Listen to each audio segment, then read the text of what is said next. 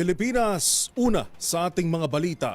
Pinayagang makalusot sa Menjola ang Unity Walk ng ilang transport group na tutol sa suspensyon ng Public Transport Modernization Program. Sigaw ng mga grupong kalahok, malaking insulto sa kanila kung ibabasura lang ang kanilang mga isinugal para lang makiisa sa planong modernisasyon ng pamahalaan. Pakinggan natin ang balita ni Val Gonzalez. Maaga pa lamang ay nagtipon-tipon na ang mga transport group na ito nalalahok sa Unity Walk at kilos protesta sa bahaging ito ng Welcome Rotonda. Nagdulot ito ng mabigat na daloy ng trapiko sa bahagi ng rotonda dahil nakaparada na sa gilid ang dala nilang mga sasakyan.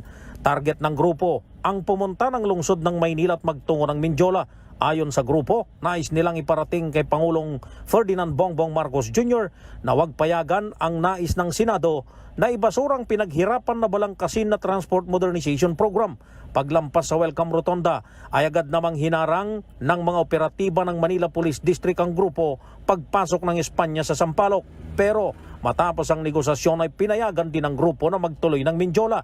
Una nang iginiit ng grupong Magnificent Seven na magsasagawa sila ng mga pagkilos para tutulan ang pinirmahang resolusyon ng Senado na naglalayong suspindihin ang Transport Modernization Program ng gobyerno. Sabi ng pinakamalaking samahan ng transportasyon, insultong malaki sa kanilang hanay, lalo na ang mahigit 81% ng buong transport sector na tumaya at sumuporta sa napakatagal na ang hangarin ng pamahalaan na i-modernize ang transport industry ng Pilipinas. Para sa MBC TV Network News, ako naman Val Gonzalez, una sa Pilipinas, una sa Pilipino.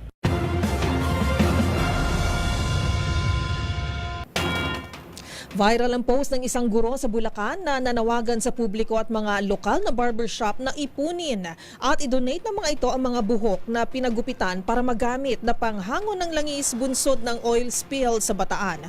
Kita naman ang bayanihan sa comment section na binahan ng mga katanungan mula sa may-ari ng mga barberya kung paano nila mapapaabot ang tulong. Ano nga ba ang gamit ng buhok bilang tugon sa oil spill? Tunghayan sa report ni Rose Babiera.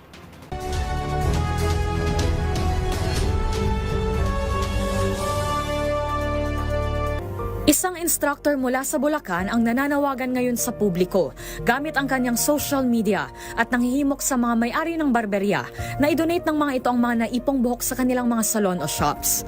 Ayon kay Jeffrey Lobos, maaaring magamit ang mga buhok na ito bilang panghango ng langis nang maibsan ang lumalalang epekto at perwisyong dala ng oil spill sa Bataan. Sumangguni si Jeffrey sa isang human invention na nagpapatunay na ang human hair ay nag-a-absorb ng langis at maaaring gamitin na panghigop o panghango ng mga ito. May kakayahan niya itong i-repel ang tubig at i-absorb ang mga contaminants gaya na lamang ng langis. Isa itong epektibong teknik na ginagamit sa paglilinis o clean up ng mga oil spill sa ibang bansa.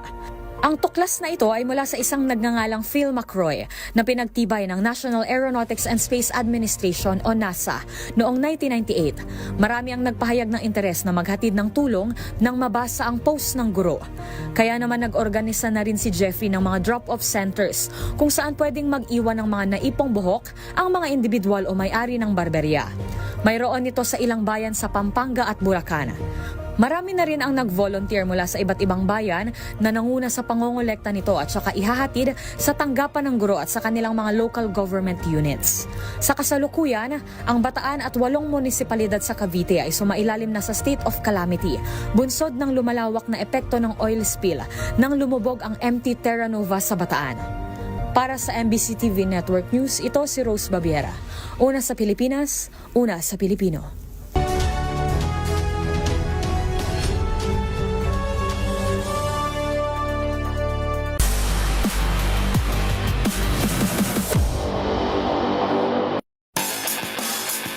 Samantala, Olympics update pa rin po tayo dahil patuloy ang laban ng dalawa nating Pinay boxers na sina Nesty Petesio at Ira Villegas. Yan ay sa 2024 Paris Olympics.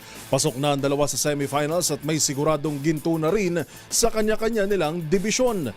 Ang mga detalye tinutukan ni Matchpoint Mili Borja. Sigurado na ang medalya sa Paris Olympics para sa dalawa pang Pinay boxers na sina Nesty Petesio at Ira Villegas. Yan ay matapos nilang maselyuhan ng spot sa kanya-kanyang weight divisions. Tinalo ni Petesio ang kalaban mula China na si Xu Zichun via unanimous decision sa 57 kg weight division. Sunod nitong makakatapat ang pambato ng Poland na si Julia Zeremeta. Samantala, wagi rin ang isa pang boksingerang si Ira Villegas matapos naman itong talunin ang kalabang si Wasila Lakhadiri mula France via split decision sa quarterfinals ng women's 50 kg. Magbabalik aksyon sa ring si Villegas sa Miyerkules, August 7, habang sasabak naman si Petesio sa sunod na araw, Huwebes, August 8. At yun ang mga latest updates sa mundo ng sports. Para sa MBC TV Network News, ito si Mili Borja, una sa Pilipinas, una sa Pilipino.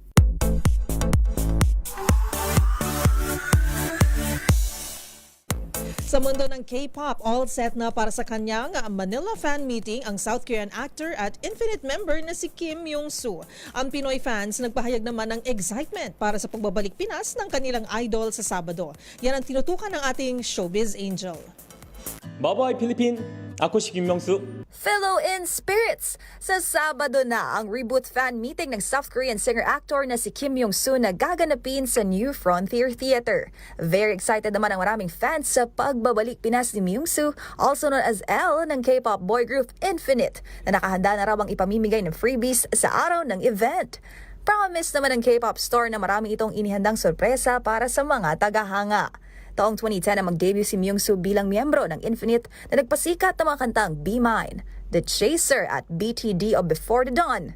Pero maliban sa kanyang husay sa pag-awit, pinatunayan din ito ang kanyang galing sa pag-arte ng mapanood sa ilang K-dramas, gaya ng Miss Hammurabi, Royal Secret Agent at ngayon sa Dare to Love Me. 그럼 8월 10일에 만나요. 안녕! Para sa MBC TV Network News, ito po ang ng showbiz angel Angelica Cosme. Una sa Pilipinas, una sa Pilipino.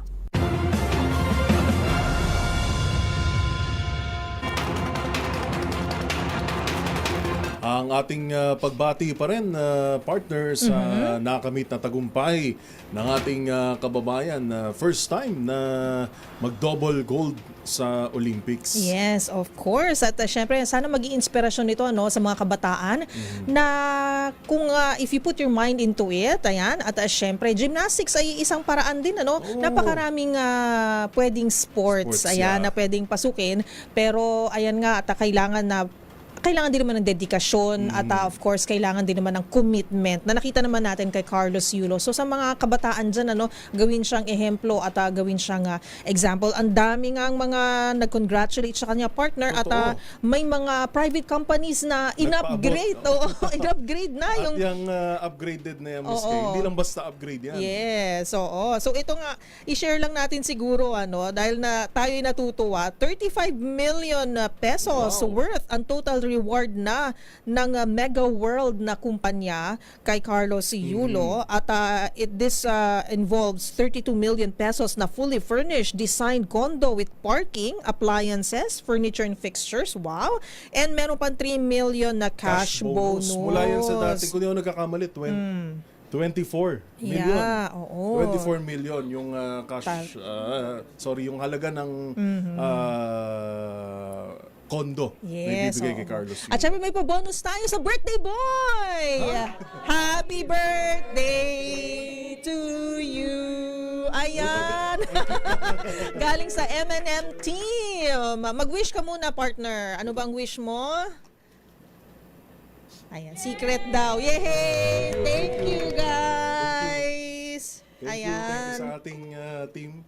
Share mo yung cake, ha? Mukhang masarap, eh. Ang cute niyan. Ayan. Thank you sa ating EP, sa ating mga kasama.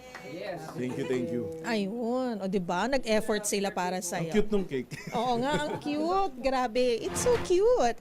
Alright, happy birthday, Yuel. Maraming salamat, partner, syempre sa ating team sa MNN, MBC TV Network News, DZRH TV. Ayan. O sige, tayo'y magpaalam na, Yuel. At iyan ng mga nakalap naming balita ngayong araw ng Lunes. Ito si Yuel Reyes. At ako naman po, si Karen Oyong. Magkita-kita tayong muli bukas, araw ng Martes, para sa mga balitang makabuluhan, mga kwentong makapangyarihan. Hatid pa rin ng boses ng Pilipino para sa Pilipino. Ito ang MBC TV Network News. Una sa Pilipinas, una sa Pilipino.